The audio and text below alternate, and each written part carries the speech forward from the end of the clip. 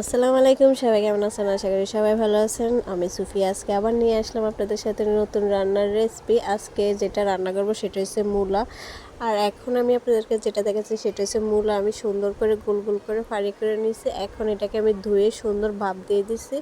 আর আরেক সাইডে আমি এখন মাছগুলো লবণ, হলুদ, মরিচ মেখে নিব ভাজার জন্য।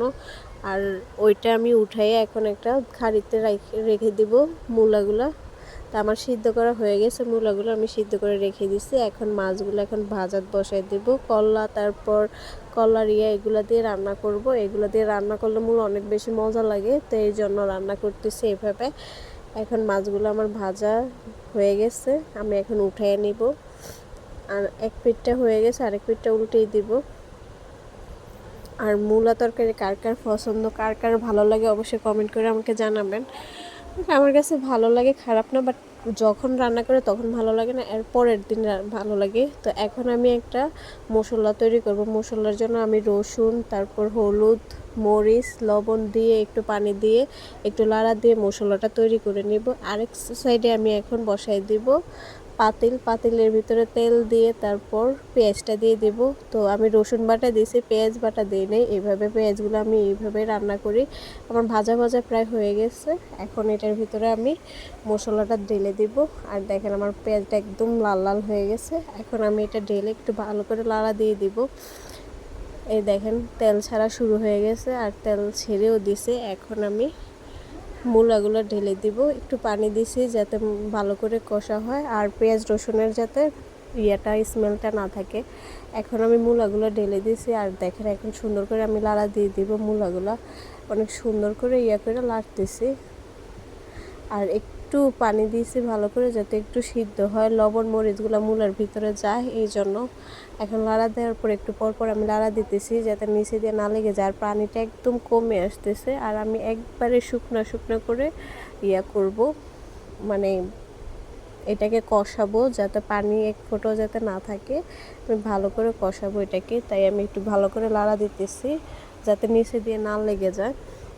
আর আমার কাছে তো অনেক বেশি ভালোই লাগছে। মাছ দিয়ে রান্না করছি, এটার সাথে ধনিয়া ছিল, ধনিয়া পাতা দিয়েছি, অনেক বেশি ভালো ছিল। আর আপনাদেরকে দেখাইতেছি পানিটা কতটা শুকিয়ে গেছে আর এগুলো একদম নরম নরম হয়ে গেছে, একদম সিদ্ধ হয়ে গেছে। এখন আমি মাছের যে মাছগুলো ভেজে রেখেছি ওগুলো আমি এখন দিয়ে দিব। দিয়ে একটু পানি দিব, দিয়ে আরেকটু পানি আমার কাছে মনে হইতেছে লাগবে, তো আমি আরেকটু পানি দিব। এখন এই মাছগুলো দিয়ে লাড়া দিয়ে তারপর আমি এখন ঢাকনা দিই নেই, এভাবেই সুন্দর বলক চলে আসছে দেখেন। আর এই পানিটাই হবে, আর পানি লাগবে না। তো আমি বেশিও পানি দিই নাই, বাট কম পানিও দিই নাই, বাট দেখা যেতেছে অনেক পানি, কিন্তু এটা অনেক পানি ছিল না, কারণ আমার অলরেডি মূলাগুলো সিদ্ধ হয়ে গেছে। শুধু মাছগুলোর জন্য আমি একটু ভালো করে পানি দিয়ে ভালো করে বলক আনাইতেছি। আর আমার কাছে তো অনেক বেশি ভালো লাগে মূলা তরকারি। প্রথম দিন এত একটা ভালো লাগে না, বাট নেক্সট টাইম অবশ্যই ভালো লাগে। নেক্সট দিন যখন খাই তখন ভালো লাগে। আর আমাদের বাসায় সবাই মূলা তরকারিটা অনেক বেশি পছন্দ করছে, অনেক বেশি ভালো ভালো রিভিউ দিছে, ওরা বলছে যে অনেক মজা হয়েছে। তো বাসায় অবশ্যই এভাবে ট্রাই করবেন, করে একবার খাবেন, খেয়ে আমাকে অবশ্যই কমেন্ট করে জানাবেন কেমন হয়েছে। আর অবশ্যই আমার ফেসবুক, ইউটিউব অবশ্যই লাইক, কমেন্ট, শেয়ার বেশি বেশি করে করবেন, ফলো দিয়ে রাখবেন যাতে নেক্সট ভিডিও আসার জন্য। আর অবশ্যই আমাকে কমেন্ট করে জানাবেন কী কী ভিডিও দেখতে চান, অবশ্যই আমি দেখাবো আপনাদেরকে রান্না করে। আর কী কী দেখতে চান এটাও কমেন্ট করে জানাবেন। এখন আমি এটার ভিতরে ধনিয়া দিচ্ছি। এখন ধনিয়া পাতাগুলো দিয়ে আমি একটু দুটা বলক আসার পর এখন আমি উঠাই নিব। আর দেখতেছেন কি সুন্দর করে বলক চলে আসছে। আমার প্রায় তরকারি এটা হয়ে গেছে। এটার কালারটা আমি এখন আপনাদেরকে দেখাবো কতটা সুন্দর হয়েছে, বাট আমার মোবাইলের জন্য এত ভালো করে ওঠে নাই, বাট অনেক সুন্দর হয়েছে। কালারটা অনেক দেখতেও ভালো হয়েছে, খেতে অনেক মজা হয়েছে। ওকে, ভালো থাকবেন। আসসালামু আলাইকুম, আল্লাহ হাফেজ।